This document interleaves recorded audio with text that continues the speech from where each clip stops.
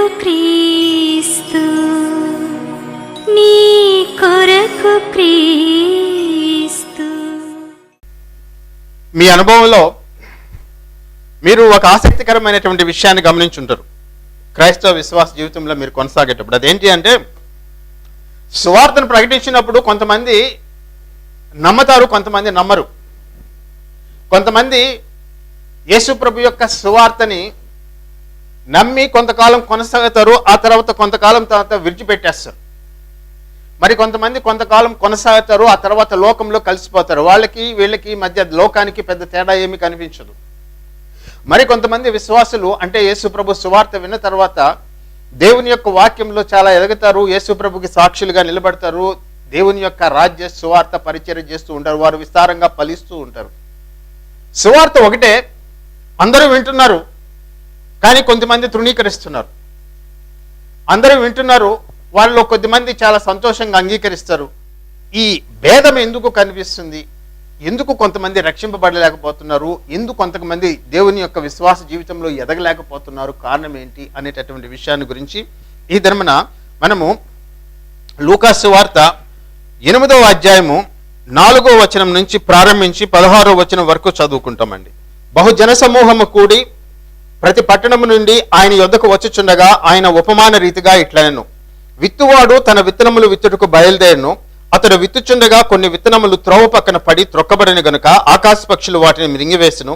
మరికొన్ని రాతి నేలను పడి మొలచి చెమ్మలేనందున ఎండిపోయాను. మరికొన్ని ముండ్ల పొదలు నడుమ పడెను, ముండ్ల పొదలు వాటితో మొలచి వాటిని అణిచివేసును. మరికొన్ని మంచి నేలను పడెను, అవి మొలచి నురంతలుగా ఫలించనన్ను. ఈ మాటలు పలుకుచూ వినుటకు చెవులు గలవాడు వినుగాక అని బిగ్గరగా చెప్పెను. ఆయన శిష్యులు ఈ ఉపమాన భావం ఏమిటని ఆయన్ను అడుగ్గా, ఆయన దేవుని రాజ్య మర్మములు ఎరుగుటకు మీకు అనుగ్రహింపబడి ఉన్నది. ఇతరులైతే చూచియు చూడకయు వినియు గ్రహింపకయు ఉండనట్లు వారికి ఉపమాన రీతిగా బోధింపబడుచున్నవి. ఈ ఉపమాన భావం ఏమనగా, విత్తనము దేవుని వాక్యము. త్రోవ పక్కనుండి వారు వినువారు గాని నమ్మి రక్షణ పొందుకున్నట్లు అపవాది వచ్చి వారి హృదయముల్లో నుండి వాక్యం ఎత్తుకుని పోవును. రాతి నేల నుండి వారు ఎవరనగా వినినప్పుడు వాక్యమును సంతోషంగా అంగీకరించేవారు గాని వారికి వేరు లేనందున కొంచెం కాలం నమ్మి శోధన కాలంలో తొలగిపోదురు. ముండ్ల పొదల్లో పడిన విత్తనమును పోలిన వారెవరనగా విని కాలం గడిచిన కొలది ఈ జీవన సంబంధమైన విచారముల చేతను ధనభోగముల చేతను అణచివేయబడి పరిపక్వముగా ఫలింపని వారు. మంచి నేల నుండి విత్తనమును పోలిన వారెవరనగా యోగ్యమైన మంచి మనసుతో వాక్యము విని దాన్ని అవలంబించి ఓపికతో ఫలించువారు. ఈ వాక్య భాగాన్ని గురించి మనం ధ్యానించేటప్పుడు మనము ఇంకొక వాక్య భాగం యొక్క సహాయం కూడా తీసుకుంటాం. అది ఏమిటి అంటే, మత్తయి సువార్త 13వ అధ్యాయంలో 1వ వచనం నుంచి 23వ వచనం వరకు ఈ 2 వాక్య భాగాల్ని మనము కలిపి ధ్యానిస్తాం.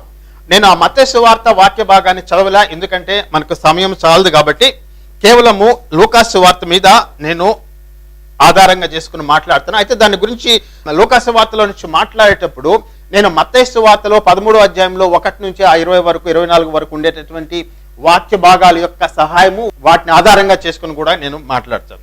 సో మత్తయి సువార్త 13వ అధ్యాయము, తర్వాత వచ్చి లూకా సువార్త 8వ అధ్యాయము. యేసు ప్రభు 2 వర్గాలతో మాట్లాడాడు. ఒకటేమంటే పెద్ద జన సమూహంతో మాట్లాడాడు.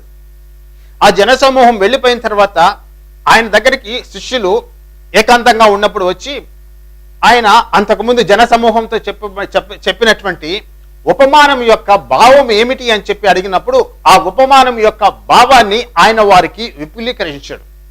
ఆ విపులీకరణలో ఆయన చెప్పినటువంటి మాటలు కొన్ని మనము గమనిద్దాం. ఎందుకు అంటే ఆ వాక్యము, ఆయన చెప్పినటువంటి మాటలు ధ్యానము మనము చేయాల. కారణం ఏమిటి అంటే, నీ వ్యక్తిగత జీవితంలో, నీ విశ్వాస జీవితంలో యేసు ప్రభు చెప్పినటువంటి మాటలు నీకు ఉపయోగపడతాయి.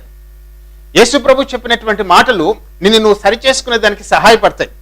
యేసు ప్రభు చెప్పినటువంటి మాటలు, ఆ దేవుని యొక్క వాక్యము నీలో ఉండేటటువంటి లోపమేంటో ఎత్తి చూపిస్తుంది. నువ్వు దేవుని యొక్క విశ్వాసంలో, దేవుని యొక్క వాక్యంలో ఎదిగేదానికి అది సహాయపడుతుంది. కాబట్టి దయచేసి నిర్లక్ష్యం చేయకుండా దేవుని యొక్క వాక్య భాగాన్ని గురించి మనము కొద్దిసేపు ధ్యానం ఉంచుతామండి. ఎందుకు ఫలిస్తారు, ఎందుకు ఫలించరు? ఎందుకు కొంతమంది దగ్గర నుంచి సువార్త విన్న తర్వాత కొంతమంది హృదయాల్లో నుంచి సాతాను వచ్చి ఆ వాక్యాన్ని ఆ విధంగా పెకలించుకుని పోయి వారిని రక్షణ లేనటువంటి వారిగా ఆ విధంగా ఎందుకు పెట్టగలుగుతున్నారు? కారణం ఏంటి? అది ఆయన చెప్పాడు, యేసు ప్రభు చెప్పాడు. ఆ కారణాన్ని గురించి తెలుసుకోవాలా? ఎందుకంటే ఆ కారణాన్ని గురించి నువ్వు తెలుసుకుంటే, బహుశా అటువంటి స్థితిలో నువ్వు గాను ఉంటే, నువ్వు నీ యొక్క హృదయాన్ని నువ్వు సరి చేసుకోగలవు. సాతాను యొక్క కుతంత్రానికి నువ్వు అవకాశం ఇవ్వకుండా నిన్ను నువ్వు రక్షించుకోవచ్చు. యేసు ప్రభు ఆ మాట చెప్పేటప్పుడు ఆయన 4 రకాలైనటువంటి హృదయాల గురించి ఆయన మాట్లాడాడు. కొంతమంది 4 రకాలైనటువంటి నేలలు అని చెప్పి అంటారు. మొట్టమొదటిగా ఈ వాక్య భాగంలో, ఈ సందేశంలో నేను ఫోకస్ చేసేటటువంటిది ఏమిటి అంటే, ఫలించకుండా ఉండేదానికి. దేవుని యొక్క వాక్యము విన్న తర్వాత, సువార్త విన్న తర్వాత, యేసు ప్రభు యొక్క రక్షణను గురించి మనుషులు విన్న తర్వాత, ఎందుకు వారు ఆ రక్షణ సువార్తలోనికి ప్రవేశింపలేకున్నారు? దేవుని రాజ్యంలోనికి ఎందుకు ప్రవేశింపలేకున్నారు? ఎందుకు దేవుడిచ్చేటటువంటి నిత్య జీవము వారు అందిపుచ్చుకోకుండా అంత విలువైనటువంటి ధన్యతని, భాగ్యాన్ని అంత సునాయాసంగా పోగొట్టుకుంటున్నారు? నిత్య జీవం అనేటటువంటిది, దేవుడు ఇచ్చేటటువంటి నిత్య జీవం అనేటటువంటిది, ఆయన ఇచ్చేటటువంటి అన్ని వరాల కంటే, ఆయన ఇచ్చేటటువంటి అన్ని దీవెనల కంటే అత్యంత విలువైనటువంటిది, దానితో పోల్చదగినటువంటిది, దానికి సాటి అయినటువంటిది ఇంకొకటి లేదు. నిత్య జీవము అంత విలువైనటువంటిది. ఆ నిత్య జీవాన్ని ప్రసాదించేదానికే, మనకు ఇచ్చేదానికే, వరంగా ఉచితంగా ఇచ్చేదానికే దేవుని కుమారుడు ఈ లోకంలోనికి వచ్చాడు. ఆ దేవుని కుమారుని యొక్క సువార్త లోకంలో ప్రకటింపబడుతూ ఉంది, దాని గురించి చెప్పబడుతూ ఉంది. అది చాలా కాంప్లికేటెడ్ విషయం కాదు, అదేమి రాకెట్ సైన్స్ కాదు, అదేమి మ్యాథమెటిక్స్ కాదు. అత్యంత సామాన్యులైనటువంటి మనుషులు, పామరులు, పండితులు అందరూ కూడా గ్రహించగలిగేటటువంటి విషయం. అది చాలా సులువుగా ఉంటుంది. కానీ ఎందుకు కొంతమంది దాన్ని మిస్ అయిపోతున్నారు?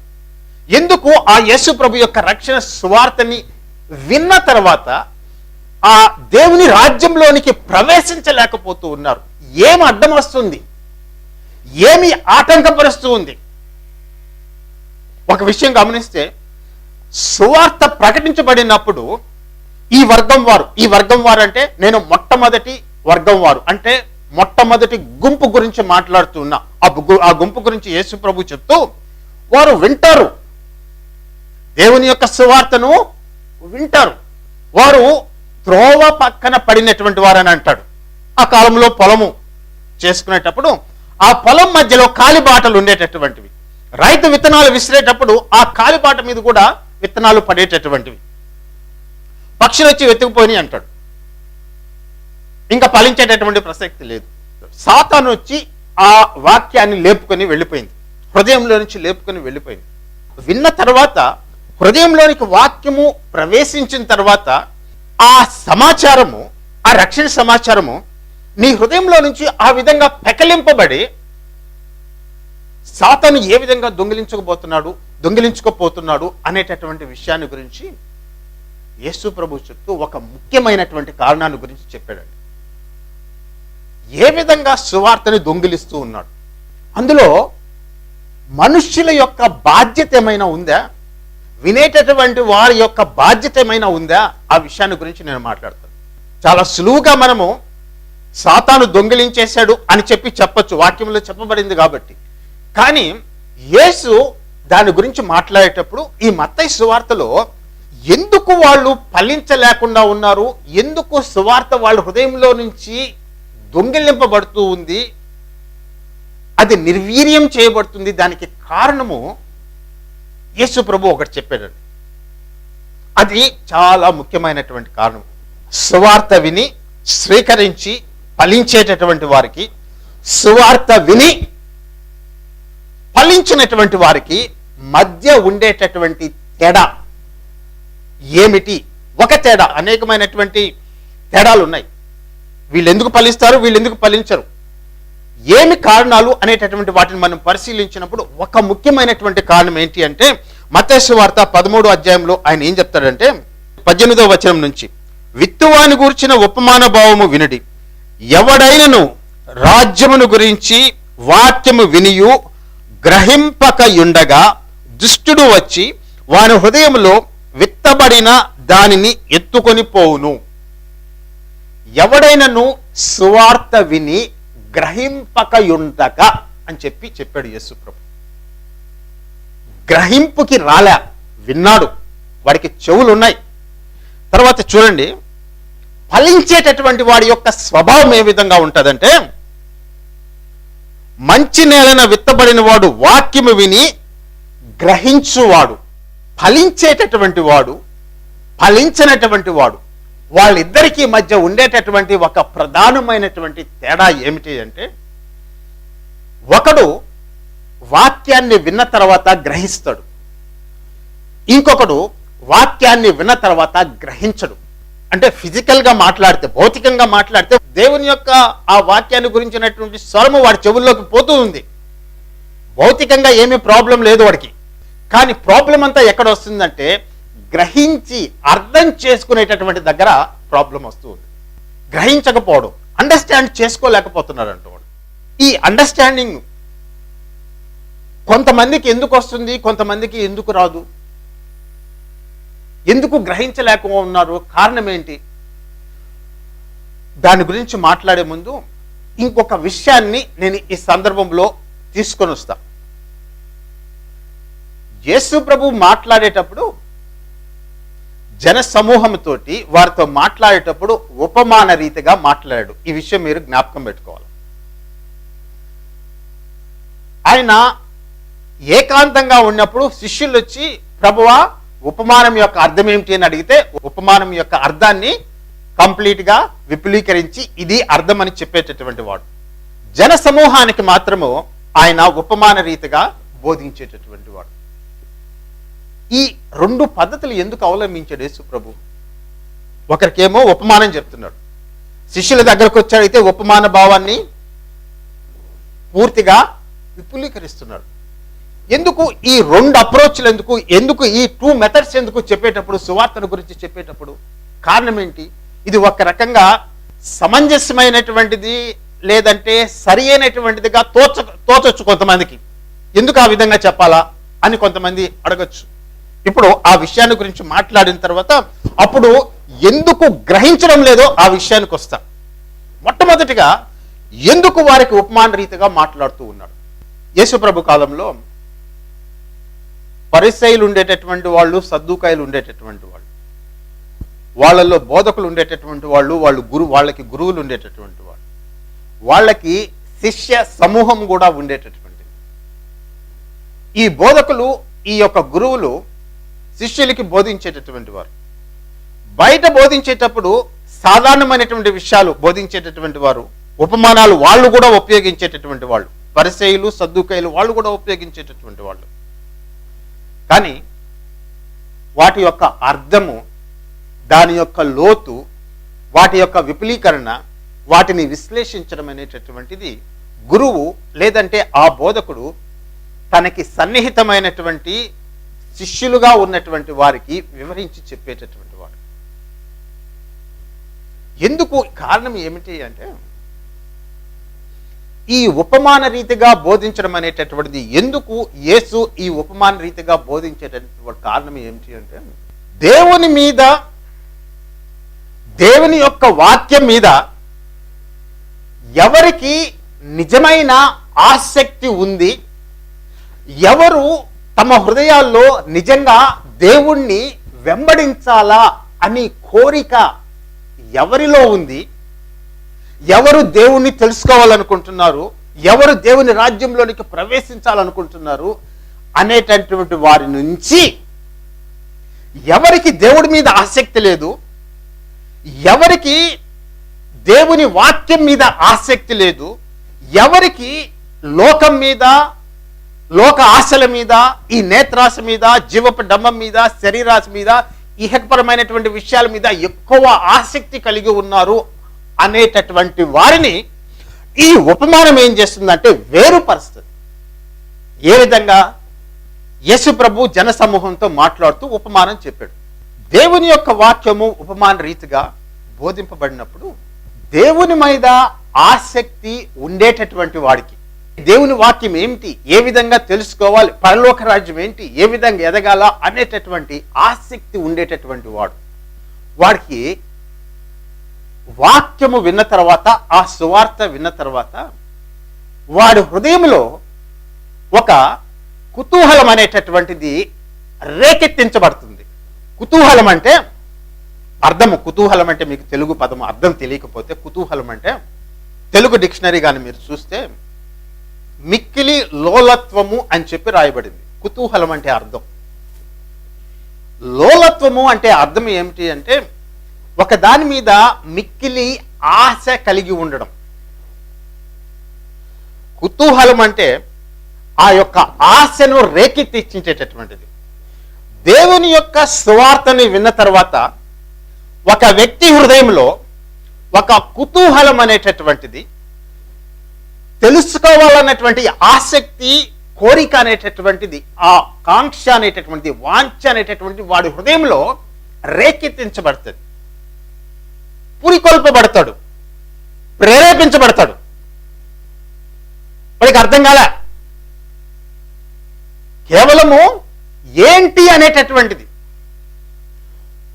సువార్త విన్న తర్వాత ఇది ఏంటి, దీన్ని గురించి తెలుసుకోవాలి అనేటటువంటి జిజ్ఞాస.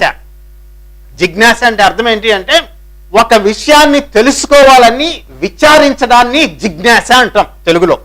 సువార్త ప్రకటించబడినప్పుడు, దేవుని యొక్క రాజ్య సువార్త ప్రకటింపబడినప్పుడు, యేసు ప్రభు గురించి ప్రకటింపబడినప్పుడు ఒకరి హృదయంలో దీని గురించి తెలుసుకోవాలి అన్నటువంటి ఆశ కలిగి దాని గురించి విచారించాలి అని చెప్పి వాడు కోరుకుంటాడు. వాడు సువార్తని విన్నాడు. సువార్త విని, ఆ దేవుని సువార్త విని వాడికి పూర్తిగా అర్థం కాలే, కానీ వాళ్ళు ఒక కుతూహలం అనేటటువంటిది కుతూహలం అనేటటువంటిది బయలుదేరింది. వాళ్ళు ఒక జిజ్ఞాస అనేటటువంటిది వాడికి కలిగింది. తెలుసుకోవాల ఏంటినా, దేవుని కుమారుడు అంటాడు, రక్షణ అంటాడు, నా విమోచన క్రయధనం అంటాడు, నా రక్తాన్ని ఇస్తున్నాను అంటాడు, నేను పాపుల కోసం చనిపోయేదానికి వచ్చాను, దేవుడు ప్రేమ, ఇన్ని రకాలుగా చెప్తూ ఉన్నాడు. ఏంటిది తెలుసుకోవాలనేటువంటి ఆ జిజ్ఞాస, ఆ కుతూహలము, ఆ లోలత్వం అనేటటువంటిది వ్యక్తి హృదయంలో కలుగుతుందన్నమాట. కలిగిన తర్వాత వాడు విన్నాడు, వాడు వెళ్ళిపోయాడు, వాడికి పూర్తిగా అర్థమై ఉండదు, ఇంటికి వెళ్ళిపోతాడు. కానీ వాడికి ఆ రోజు రాత్రి తర్వాత మరుసటి రోజు వాడికి నిద్ర పట్టదు. ఏంటి ఇట్లా మాట్లాడాడు అనేటటువంటి ఆలోచన వాళ్ళలో కలుగుతూ ఉంటుంది. పని చేసుకుంటుండొచ్చు, ఇంకెక్కడికైనా వెళ్తూ ఉండొచ్చు, కలుగుతూ ఉంటుంది. వీటిలో రేకెత్తించబడినటువంటి ఆ కుతూహలము, ఆ జిజ్ఞాస అనేటటువంటిది ఇంకా కొద్దిగా నేర్చుకోవాలి, ఇంకా కొద్దిగా తెలుసుకోవాలి అనేటటువంటి కోరికతోటి వాడు ఏం చేస్తాడంటే మళ్ళీ గురువు దగ్గరికి, లేదంటే యేసు ప్రభు బోధ వినేదానికి దేవుని వాక్యం దగ్గరికి వస్తాడు. వాడు వింటాడు. వాడు తెలుసుకున్న తర్వాత, ఆ విషయాన్ని గురించి తెలుసుకున్న తర్వాత వాడి యొక్క ప్రాథమిక స్థితి నుంచి వాడు ఇంకా కొంచెము లోతైనటువంటి స్థితిలోనికి వాడు వచ్చాడు. వాక్యంలోనికి మొట్టమొదటిగా పైన తెలుసు అంతే, పూర్తిగా తెలియదు వాడికి. కానీ సువార్త విన్న తర్వాత తెలుసుకోవాలి అనేటటువంటి జిజ్ఞాస, ఇంకా కొంచెం తెలుసుకోవాలి అనేటటువంటి స్థితిలోనికి వాడిని నెట్టింది. వాడు మళ్ళీ వచ్చి యేసు ప్రభు వాక్యం వింటాడు, దేవుని యొక్క వాక్యం వింటాడు, బోధకుడి దగ్గరికి వెళ్తాడు, తెలుసుకుంటాడు. అంటే మొదటి స్థితి కంటే వాడి యొక్క రెండవ స్థితి ఏమైందంటే ఇంకొంచెం లోతుగా దిగాడు. వాడు తెలుసుకునే కొంది వాడికి ఆ సువార్త రుచించి, ఆ సువార్త నచ్చి, వాడి హృదయము ఆ యొక్క సువార్తని స్వీకరించి, అంగీకరించి దాంట్లో స్థిరపడ్డం అనేటటువంటిది జరుగుతుంది. ఇది ఒక ప్రాసెస్, ఇది ఒక ప్రక్రియ. ఎవరైతే ఉపమానాన్ని విని కుతూహలము కలిగి విచారించాలి, ఇంకా తెలుసుకోవాలి అనేటటువంటి ఆలోచన కలిగి వాళ్ళు ఇంకా తెలుసుకునే దానికి తిరిగి దేవుని యొక్క వాక్యం దగ్గరికి, యేసు దగ్గరికి, దాన్ని బోధించేటటువంటి వాళ్ళ దగ్గరకు వస్తారు. వాళ్ళు తెలుసుకునే కొంది వాళ్ళ యొక్క దేవుని యొక్క వాక్యంలో వాళ్ళ యొక్క లోతు అనేటటువంటిది పెరుగుతూ ఉంది. అంటే ఇంకొక మాటలో చెప్పాలంటే గ్రహించేటటువంటి స్థితి వాడికి కలిగింది. ఉపమానం ఏం చేసిందంటే వాడిలో ఉండేటటువంటి కుతూహలాన్ని రేకెత్తించి, వాడిలో ఆ జిజ్ఞాసని కలిగింపచేసి దేవుని యొక్క రాజ్యంలోనికి ప్రవేశించేటట్టు చేసింది. మొట్టమొదటిగా అందరూ సమానమే. వాడు హృదయంలో దేవుని యొక్క వాక్యము దానివల్ల స్థిరపరచబడింది. ఇంకొక వర్గం ఉంది చూసారా, వాళ్ళు కూడా విన్నారు. త్రోవ పక్కన ఉండేటటువంటి వాళ్ళు, వినేటటువంటి వాళ్ళు అందరూ ఉండొచ్చు, చాలా మంది ఉండొచ్చు, రకరకాల మనుషులు ఉండొచ్చు. వాళ్ళు కూడా విన్నారు. వాళ్ళు విని వాళ్ళ హృదయంలోకి ఆ వాక్యము వెళ్ళిన తర్వాత వాళ్ళు దాని గురించి ఇంకా పట్టించుకోలే, దాని గురించి ఆలోచించలే, దాని గురించి తలపోయేలా. వాళ్ళలో ఎటువంటి కుతూహలం అనేటటువంటిది కలగల సువార్తను గురించి. దీని గురించి తెలుసుకోవాలనేటువంటి జిజ్ఞాస వాళ్ళలో కలగలే. విన్నారండి, యేసుప్రభు రోడ్డు మీద ప్రకటిస్తూ ఉంటే చాలా మంది జనసమూహం ఉంటే ఆ జనసమూహంలో వీడు కూడా ఒకడిగా ఉండి ఆయన చెప్పినటువంటి సువార్తను విన్నాడు. విని ఇంటికి వెళ్ళిపోయాడు. ఇంటికి వెళ్ళిపోయిన తర్వాత వీడు ఆ విన్నటువంటి వాక్యం గురించి తలపోయడం కానీ ఆలోచించడం కానీ అది ఎటువంటి కుతూహలాన్ని కానీ ఎటువంటి జిజ్ఞాసను కానీ రేకెత్తించలే. కారణం ఏంటి అంటే వీని యొక్క హృదయం అనేటటువంటిది ఆల్రెడీ కొన్ని విషయాల మీద ఫిక్స్ అయిపోయింది. దేవుని మీద వాడికి ఆసక్తి లేదు, దేవుని వాక్యం మీద ఆసక్తి లేదు, దాని గురించి వాడు తలపోయాడు. వాడికి ఆసక్తి లేదు కాబట్టి, వాళ్ళలో కుతూహలం లేదు కాబట్టి, దాంట్లో వాడికి కోరిక లేదు కాబట్టి రేపు మళ్ళీ వినేదానికి వాడు రాడు. తెలుసుకోవాలనేటువంటి కోరిక వాడిలో లేదు. విన్నైతే విన్నాడు, వీడు విన్నాడు, వాడు విన్నాడు. కానీ ఒకడి హృదయంలో నుంచి సాతాను విన్నటువంటి ఆ సువార్తని ఆ విధంగా లేపుకొని వెళ్ళిపోతూ ఉన్నాడు. వాడు విన్నాడు, వెళ్ళిపోయాడు, హృదయంలో దాని గురించి ఏమీ ఆలోచించలేదు, తలపోయలేదు. వాడి హృదయంలో నుంచి సాతాను లైట్ తీసుకో, ఇవన్నీ చెప్తూ ఉంటారు, మన పనులు మనం చేసుకుంటూ పోవాలా, ఇవన్నీ నమ్ముకుంటే ఎట్లాగా జరిగేది, ఆ పనులు ఉన్నాయి, ఆ పనులు చూసుకోవాలా, ఈ పనులు చేసుకోవాలా, మన పనులు మనం చేసుకోవాలా, లోకంలో బతకాలి కదా, ఆ పనింది చూసుకో, ఈ పని చూసుకో, నువ్వు చేయాల్సింది చేసుకో అంటే లోకం వైపు ఆ యొక్క హృదయాన్ని సాతాను మరలించి వేస్తాడు. విన్నటువంటి వాక్యము సువార్త, దేవుని యొక్క సువార్త అత్యంత విలువైనటువంటి, అత్యంత ప్రశస్తమైనటువంటిది, సాటి లేనటువంటి ఆ యొక్క నిత్య జీవము, దాని గురించినటువంటి సువార్త హృదయంలో ఎటువంటి యొక్క మార్పుని కానీ, కుతూహలాన్ని కానీ, ఎటువంటి జిజ్ఞాసను కానీ, ఎటువంటి ఆశను కానీ కలిగించు. సో ఉపమానము ఏం చేస్తుందంటే అది ఒక కీ లాగా పనిచేస్తుంది, అది ఒక గేట్ లాగా పనిచేస్తుంది. దేవుని మీద ఆసక్తి ఉండేటటువంటి వాళ్ళు, దేవుని వాక్యం విని రక్షింపబడాలనుకునేటటువంటి వాళ్ళు, ఆ హృదయంలో ఉండేటటువంటి వాళ్ళు ఆ ఉపమానాన్ని ఆధారంగా చేసుకుని ఇంకా తెలుసుకోవాలని బోధకుడి దగ్గరకు వస్తారు. ఇప్పుడు శిష్యులు ఉన్నారు.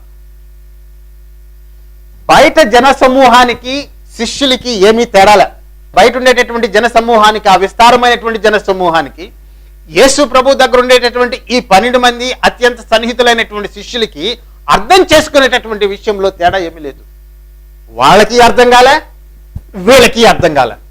కానీ శిష్యులు యేసు దగ్గరకు వచ్చి, ప్రభువా ఈ ఉపమాన భావం ఏమిటి అని చెప్పి వాళ్ళు అడిగారు. జన సమూహంలో దేవుని యొక్క వాక్యం విని అర్థం కాకుండా ఇంకొంచెం తెలుసుకోవాలనేటువంటి ఆశ కలిగినటువంటి వాడు మరుసటి రోజు కూడా వచ్చాడు. వాడు విన్నాడు, వాడు వాక్యంలో స్థిరపరచబడుతూ ఉన్నాడు, వాడు రక్షింపబడుతూ ఉన్నాడు.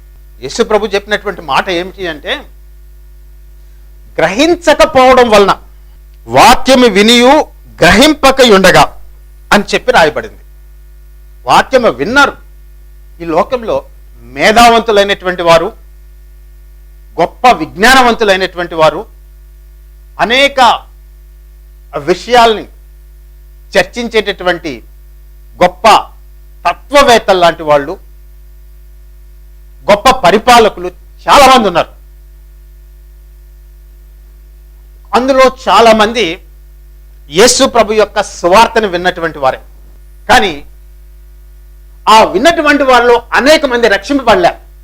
ఆయన గురించినటువంటి ఆశ గాని కోరిక గాని వాళ్ళకి కలగలే. దేవుని వాక్యం విని రక్షింపబడాలి అంటే